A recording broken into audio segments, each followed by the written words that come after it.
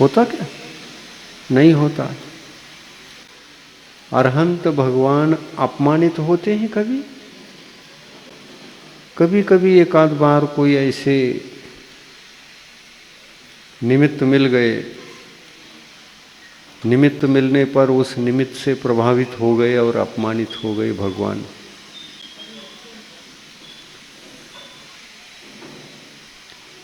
आचार्य परमेष्ठी अपमानित हो सकते हैं? बताओ, उनमें योग्यता है कि नहीं, पात्रता है कि नहीं अपमानित होने की? है क्या नहीं? है। आप नहीं कह रहे? वाह, क्या समझ में आ रहा है आपको? नहीं, जिसको मोहनी कर्म का उदय है वो अपमानित हो सकता है। हो ये नियम नहीं, हो सकता है, होने की योग्यता है। पर नहीं हुए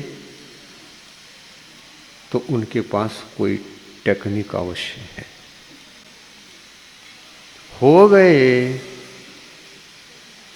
तो हो गए तो हो गए, उसके लिए क्या करें? आचार्य परमेष्ठी अपमानित हो सकते? अपमानित हो गए तो क्यों हो गया? अब अपमानित हो गए तो कर्म का बंध हुआ क्या नहीं हुआ? उनको भी कर्म का बंध होता है। कौन सा कर्म का बंध होता है? संज्वलन कषाय के उदय में संज्वलन मान कषाय का ही बंध होता है, बाकी का नहीं होता। क्योंकि वे हमको असंयम की ओर, परिग्रह की ओर खींचने वाली कषाय हैं, उनका बंद नहीं होता। और उनको हमने दबा दिया है परिग्रह त्याग करके। जिसने आत्मा के राग आदि, मोह आदि, क्रोध आदि, लोभ आदि, मान अपमान आदि इन अशुभ भावों को त्याग करने के लिए पर द्रव्य का त्याग करता है, पर पुद्गल द्रव्य के स्वामित्व को छोड़कर संयम धारण करता है, चारित्र धर्म को धारण करता है, वो संयमी हो जाता है। यदि कषायों का विजेता हो करके, कषायों का विजेता होने हेतु हो करके यदि वह आगे बढ़ता है तो जीवन सार्थक है। इसलिए बाहरी द्रव्यों से प्रभावित नहीं होना चाहिए। किस किस से प्रभावित नहीं होना? बाहरी द्रव्य का मतलब बाहरी निमित्त। अपमानित करने वाला कौन? पुद्गल द्रव्य कभी आपको अपमानित करता है? आपकी कार गाड़ी है, उसके ऊपर चढ़ जाते हैं, उसके पीठ पर, सीट पर कहीं भी पांव लगाते हैं, कभी उसको गुस्सा आता है? क्या आपसे वो अपमानित होता है? और गाड़ी में चढ़ करके बैठ गए तो आपको क्या अपमानित कर सकता है? पुद्गल द्रव्य आपको अपमानित नहीं कर सकता। तो अपमानित करने वाले कौन? जीव। जीव ही जीव को अपमानित करता है। बड़ा रहस्य है, समझो इसको। इसको समझे बिना तो टेक्निक हाथ नहीं लगेगा। बड़ा रहस्य है और इस रहस्य का ज्ञान कभी न कभी प्राप्त करना ही होगा, तभी आत्मा परमात्मा बन सकता है। इन्हीं अपमानित होने पर अपमानित भावों का, क्योंकि वो पीड़ाजनक होते हैं। अपमानित हो गए ना, आप तिल मिला उठते हैं। जिसने अपमानित किया उन पर इतना गुस्सा आता है, इतना गुस्सा आता है, मैं तो ठीक था, मेरा अपमान तुमने क्यों किया? कहता है कि नहीं कहता? अपमान के, जब अपमानित होता है तो सबसे पहले तो क्रोध आता है। पकड़ो इस तथ्य को, कैसा क्या कषाय खेल खेल रहे हैं और कषायों के साथ हम आत्मा बन करके भी आत्मा उनके साथ खेल रहा है। और ये खेल जब तक चलता रहेगा तब तक आप भगवान नहीं बन सकते। भगवान ने कहा, हम लोगों को भी कहा, मुनियों को भी कहा, कि जब तक कषायों का खेल अंदर चल रहा है, इस रहस्य को जब तक नहीं समझोगे मेरे जैसे बन नहीं पाओगे। और इसलिए ये मत समझो कि आचार्य परमिष्टि के पास अपमानित होने की शक्ति ही नहीं है। शक्ति तो है, उस शक्ति का प्रयोग नहीं करते और उस शक्ति को उपयोग में नहीं लाते। अपमानित होने की शक्ति का दुरुपयोग नहीं करना है, सदुपयोग करना है। वो शक्ति तो शक्ति है, अपमानित होने के क्षेत्र में भी वह काम आ सकती है और उसका सदुपयोग करे तो सदुपयोग के कार्य में भी वह शक्ति काम में आ सकती है।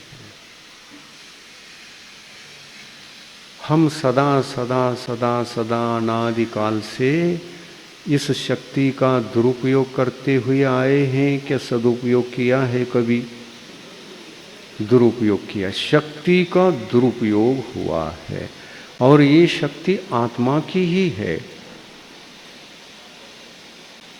कर्म की शक्ति नहीं। कर्म तो बंधा हुआ है, कर्म उदय में भी आएगा, कर्म फल दे करके भी जा सकता है, फल दिए बिना भी जा सकता है।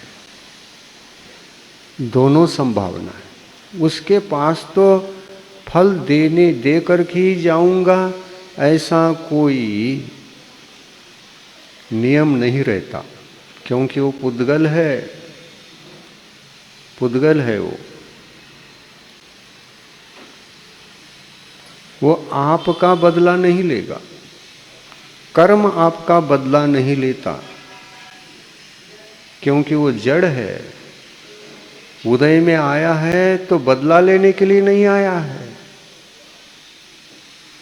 कर्म उदय में आया है तो बदला लेने के लिए नहीं आया है। बदला लेने के भाव उसके भीतर है क्या? यदि है कहोगे तो फिर वो जीव हो गया, समझदार हो गया। अरे ये तो कर्म समझदार है, मेरा बदला लेके जा रहा है।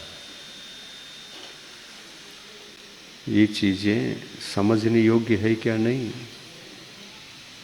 इसका ज्ञान होना आवश्यक है क्या? नहीं। इसको अच्छी तरह से समझ लेना आवश्यक है क्या? नहीं है। संसार में जब तक किसी को केवल ज्ञान नहीं होगा तब तक ये मोहनी कर्म रहेगा। ये चारों कषाय, कभी क्रोध कषाय होगा, क्रोध के कारण से क्रोध का बंध और होगा। मान कषाय से हम अपमानित होते रहेंगे और मान कषाय का नया नया बंध होता रहेगा। डिपॉजिट में सारे कर्म स्टॉक होते चले जाते हैं। लोभ होगा तो लोभ कर्म का बंध होगा, डिपॉजिट में आ गया। आपने मायाचारी कर दी तो माया कषाय का बंध होगा। यथा भाव तथा कर्म का बंध, ये चलता रहता है, दिन भर चलता रहता है। और इसी कारण से हम पीड़ित हैं, दुखी हैं। शांति ही नहीं। परिवार में किसी को शांति नहीं। क्यों? इसी कारण से। चार ही कारण है। हमको गुस्सा आता है, अपमानित होने की शक्ति होने से अपमानित होते रहते हैं। छल कपट के भाव आते हैं तो वो भी कई बार हो जाता है। लोभ जगता है, हर समय किसी न किसी कार्य को करते समय लोभ को जागृत रख करके ही करते। खाने के लिए बैठ गए तो बस लोभ काम करने लगा, मुझे तो यही खाना है आज।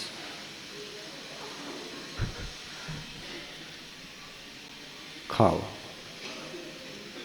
खाओ, एक इच्छा की पूर्ति हो गई, यही कारण है तो यही खाओ। नहीं, इस पर चटनी भी चाहिए, ये दूसरी इच्छा।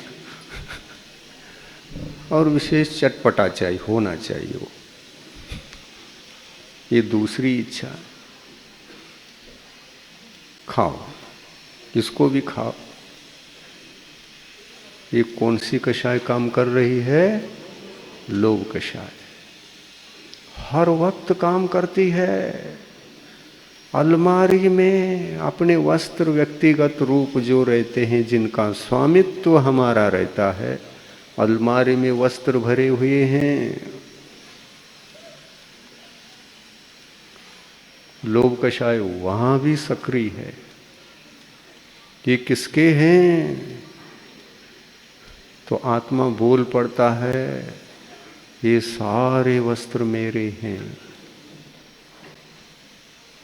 लोभ जब सक्रिय रहता है, लोभ कर्म का बंध होता रहता है।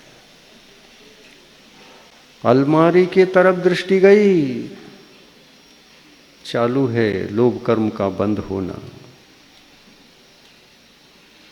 घर की ओर दृष्टि गई, तब भी बंद हो रहा है। अरे मेरा घर तो बहुत पुराना हो गया, अब तो बदलना चाहिए। बदलने का समय आ चुका है, बदलना चाहिए। नहीं तो कौन क्या कहेगा, इतने समय तक पुराने मकान में बैठे हो, कहीं बाजार में मेरा अपमान न कर दे। मेरे घर को देख करके चला गया, घर में आने के बाद तो उनको अतिथि समझा तो उन्होंने कुछ नहीं कहा, बाहर आने दो, एकांत में समझा दूंगा। क्यों? अतिथि बन करके गए हैं तो घर में जाकर कुछ बोलना नहीं चाहिए, मर्यादा रखा, बाद में समझाएंगे इसको। इतना अच्छा व्यक्ति, इतना कमाता है, सब कुछ करता है, और घर को बांध नहीं पा रहा है, नया घर। और मेरा देखो, पैसा नहीं था तब भी जल्दी जल्दी किया। लोन लेना पड़े तो कोई बात नहीं, लोन ले लूंगा लेकिन नया घर बनाऊंगा। लोन लेकर के नया घर बनाया। क्यों? क्योंकि पुराना घर उनको भी अच्छा नहीं लग रहा था, और इस घर को अड़ोसी पड़ोसी बार बार देखेंगे तो बाद में अपमानित न होना पड़े, सुनना न पड़े। कौन क्या कहेगा, ये डर निरंतर बना रहता है, ये भय निरंतर बना रहता है।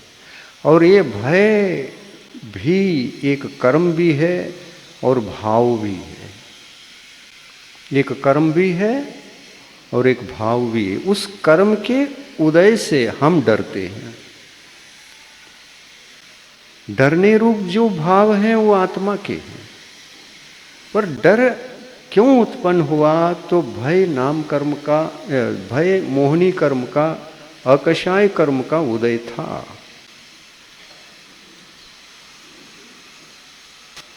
हम डर भी रहे हैं, हमको डर भी रहता है किसी न किसी बात के प्रति,